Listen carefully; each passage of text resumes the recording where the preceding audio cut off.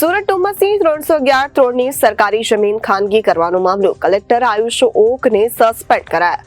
ધારાસભ્ય તુષાર ચૌધરી અને મહામંત્રી દર્શન નાયકે મુખ્યમંત્રીને કરી હતી રજૂઆત. આ સમગ્ર મામલે કલેક્ટરને કરાયા સસ્પેન્ડ. સુરત ડુમસની 313 કરોડની જમીન સરકારી જમીન ખાનગી કરવાનો મામલો કલેક્ટર આયુષ ઓકને સસ્પેન્ડ કરાયા.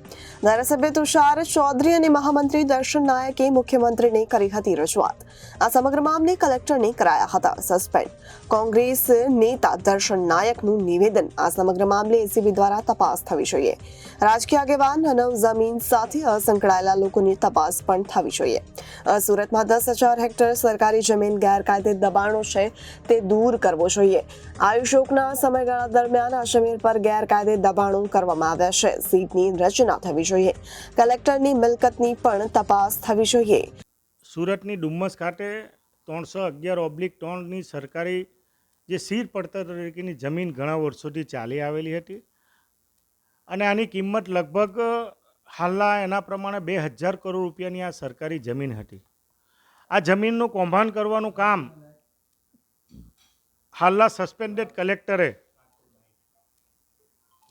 જે 2015થી તે સમયના કલેક્ટરે સીર પડતર તરીકેનો જે હુકમ કર્યો હતો એ હુકમના અનુસંધાનમાં એમના બદલીના એક દિવસ પહેલાં સરકારી હિત માટે સુઓ મોટો દાખલ કરીને પોતે વાડી તરીકે એમણે સરકારનું હિત સાચવવાને બદલે પ્રતિવાદીના ફેવરમાં ઘણોટિયાનું નામ દાખલ કરીને 2,000 કરોડ રૂપિયાનું જમીન વેચી મારવાનું, સરકારી જમીન વેચવાનું જે કૌભાંડ કર્યું હતું એ કૌભાંડમાં કયા રાજકીય આગેવાનની સંડોવણી, કયા જમીન માફિયાઓની સંડોવણી, આ સમગ્ર બાબતની તપાસ થાય એ માટે મારા દ્વારા અને ધારાસભ્ય શ્રી તુષારભાઈ ચૌધરી સાથે મળીને 20/5/2024ના રોજ એક પત્ર લખીને માનનીય મુખ્યમંત્રી શ્રી, માનનીય પ્રધાનમંત્રી, તકેદારી આયોગ, જીઆરડી વિભાગ અને મુખ્ય સચિવને વિનંતી કરી કે તાત્કાલિક અસરથી આ કલેક્ટરને સસ્પેન્ડ કરી દેવા જોઈએ.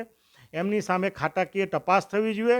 સીટ દ્વારા સમગ્ર પ્રકરણમાં જમીનની બાબતમાં જે કોઈ અધિકારીઓ સંડોવાયેલો, જે કોઈ રાજકીય આગેવાનના મેરાપીપણામાં એમની દોરવણીથી જે કોઈ કામ થયું છે એ સમગ્ર બાબતની તપાસ થવી જોઈએ અને તાત્કાલિક અસરથી આ જે સસ્પેન્ડ કરવામાં આવ્યા છે એ સસ્પેન્ડ થયેલા કલેક્ટરનો અમે નિર્ણયને આવકારીએ છીએ. પરંતુ સાથે સાથે એમના સમયગાળા દરમિયાન જે કોઈ ફાઇલોની ઉપર એમણે હુકમ કર્યા છે એ ફાઇલોની પણ તપાસ થવી જોઈએ અને એસીબી મારફત એમના વિરુદ્ધ ગુનો દાખલ થવો જોઈએ એ મારી માંગણી છે.